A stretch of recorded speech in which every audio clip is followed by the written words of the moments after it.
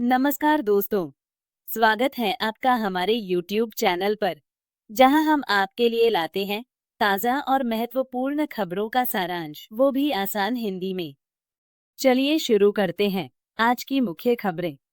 Syria से बड़ी खबर आ रही है। दक्षिणी सीरिया में सांप्रदायिक हिंसा भड़क उठी है, जिसमें कम से कम 30 लोग मारे गए हैं। ये झड़पें स्वेदा शहर में बेदुइन सुन्नी जनजातियों और ड्रूज धार्मिक अल्पसंख्यकों के बीच हुई हैं। सीरिया के गृह मंत्रालय ने 30 लोगों के मारे जाने की पुष्टि की है, जबकि एक युद्ध निगरानी संस्था Syrian observatory for human rights का कहना है कि मरने वालों की संख्या 37 तक पहुंच गई है। बताया जा रहा है कि दिसंबर में असद सरकार के गिरने के बाद से ही अलग अलग अल्पसंख्यक समूहों के बीच लड़ाई तेज हो गई है। अब एक नई इस्लामिक सरकार देश में नियंत्रण स्थापित करने की कोशिश कर रही है, लेकिन हालात अभी भी नाजुक बने हुए हैं। लीजिए, हंगरी के प्रधानमंत्री विक्टर ओर्बन, जो कभी डोनाल्ड ट्रंप के लिए प्रेरणा स्रोत थे, उनकी मुश्किलें बढ़ती दिख रही हैं। ओर्बन पिछले 2 दशकों से उदारवादी विचारधारा पर लगातार हमला कर रहे हैं और उन्होंने हंगरी को गैर उदारवादी लोकतंत्र बनाने की कोशिश की है। लेकिन अब ऐसा लग रहा है कि उनकी ये नीतियां पलटवार कर रही हैं। दरअसल ओर्बन की ताकत को चुनौती उदारवादियों से नहीं, बल्कि उनके अपने ही खेमे से मिल रही है। पीटर मैग्योर नाम के 44 वर्षीय व्यक्ति, जो पहले ओर्बन के करीबी थे, अचानक ही फरवरी 2024 में एक मजबूत प्रतिद्वंद्वी के रूप में उभरे हैं। ये सब एक बाल यौन शोषण मामले में माफी देने के विवाद के बाद शुरू हुआ। ऐसे में सवाल उठ रहा है कि क्या ओर्बन का दबदबा कम हो रहा है? गाजा से एक दुखद खबर आ रही है। यहाँ के अधिकारियों का कहना है कि एक हवाई हमले में कई बच्चों की जान चली गई है। बताया जा रहा है कि नुसीरात रिफ्यूजी कैंप में लोग पानी भरने के लिए लाइन में लगे थे, तभी एक हमला हुआ। इस हमले में 10 लोगों की मौत हो गई, जिनमें 6 बच्चे शामिल हैं। इजरायली सेना का कहना है कि ये एक तकनीकी गड़बड़ी के चलते हुआ। उनका कहना है कि उनका निशाना इस्लामिक जिहाद का एक आतंकी था, लेकिन मिसाइल अपने निशाने से काफी दूर जा गिरी। सेना इस घटना की जांच कर रही है। चश्मदीदों का कहना है कि एक ड्रोन ने मिसाइल भीड़ पर दागी, जहां लोग खाली जेरी कैन लेकर पानी भरने के लिए इंतजार कर रहे थे। बीबीसी वेरीफाई ने वीडियो फुटेज की जांच करके घटनास्थल की पुष्टि की है। वीडियो में साफ दिख रहा है कि हमले के बाद लोग घायल बच्चों को बचाने के लिए दौड़ रहे हैं।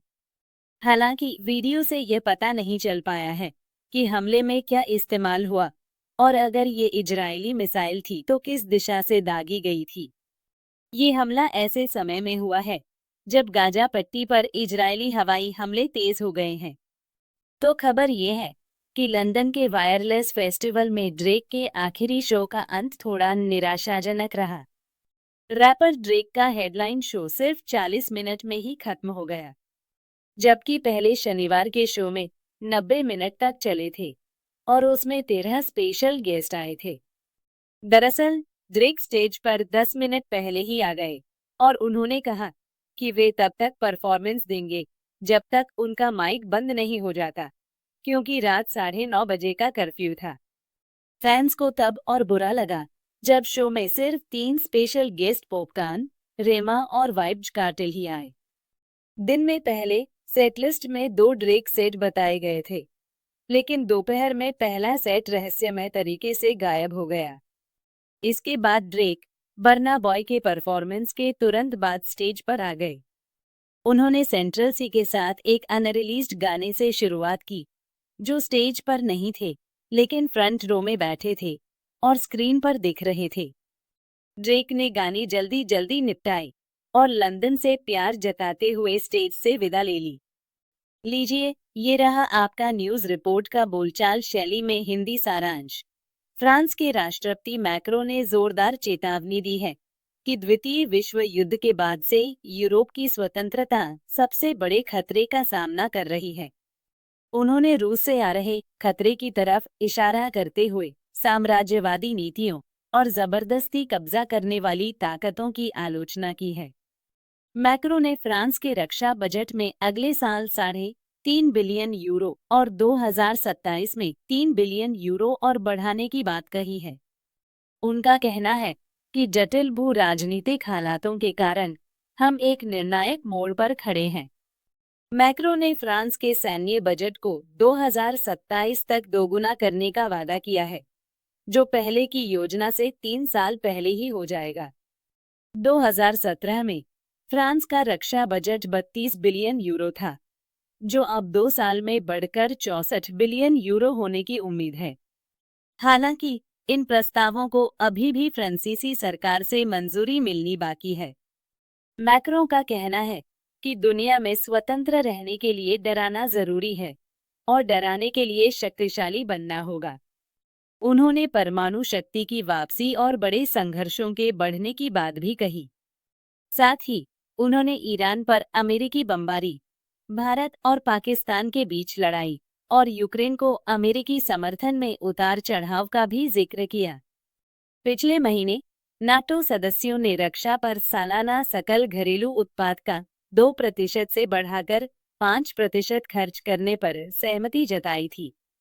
यूके ने भी अपनी रक्षा समीक्षा की घोषणा की है, जिसके बारे में रक्षा सचिव जॉन हीली ने कहा कि इससे मॉस्को को एक संदेश जाएगा।